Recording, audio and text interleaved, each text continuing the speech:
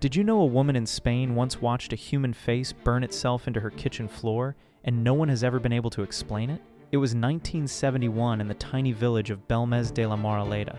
Maria Gomez woke up one morning and found a face staring up at her from the concrete. Her son grabbed a pickaxe and smashed it apart. Fresh concrete was poured over the spot. The face came back. The mayor ordered the floor torn up completely. Workers dug down and found human bones buried underneath. The remains were removed and the floor was resealed. Then more faces appeared. Different faces.